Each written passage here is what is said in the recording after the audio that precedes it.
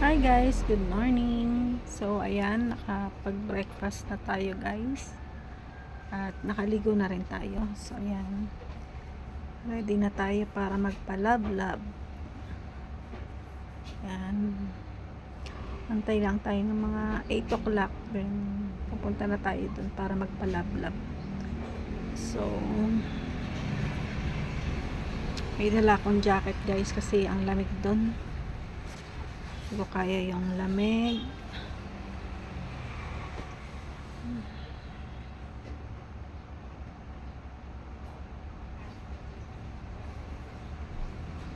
After ko sa OB, pupunta ako ng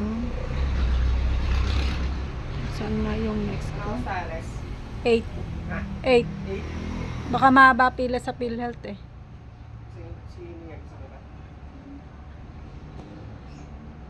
Ayan, 8 o'clock kami alis guys. Sa gastro. Pagtapos ko sa lab-lab, OB, tapos sa gastro guys. Buti parehas silang may schedule ng Sabado, kaya gagawin ko na yung dapat gawin kasi bukas is Sunday, so for sure walang mga naka-schedule doon ng mga ano ang tawag dito, yan.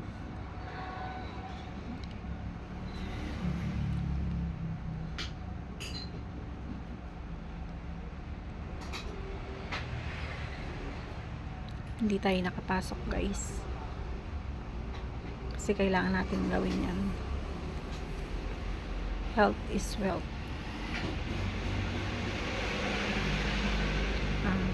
Grabe yung pain pero kailangan kong kayanin.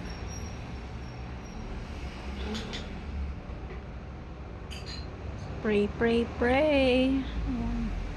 Lagi lang tayong manalangin. Samahan tayo ng Lord, no? Kailangan nating maging malakas kasi tayo rin ay nagpapalakas para sa ibang tao. So dapat hindi tayo panghinaan ng loob dahil yung mga taong pinalalakas natin is dapat una makita sa ating sarili, no? Tsaka yung ating faith sa Lord na ipakita natin sa kanila, and then yan, tiwala sa sarili. Ayan guys, salamat sa lahat ng mga nangungumusta sa Team Payakap Helping Hands Foundation. Thank you so much. Sa lahat ng nag-PPM, hindi ko po ma-message isa-isa kasi may time na groggy ang Mami Peno. So gusto ko lang is magpahinga, matulog, ganun. So yun lang. Salamat po, maraming salamat. At 8 o'clock alis na po ako, so hindi po ako makapag-video doon, baka po kasi tayo ay ma-R o kaya ma-V. So alam naman po yan lahat ng mga content creator, kaya po yung sinasabi ko ditong lab is ayan, alam niyo, gets niyo na po yun kung ano po yung lab na gagawin sa akin for the whole day. So yun guys, thank you so much again and God bless you all. Bye bye.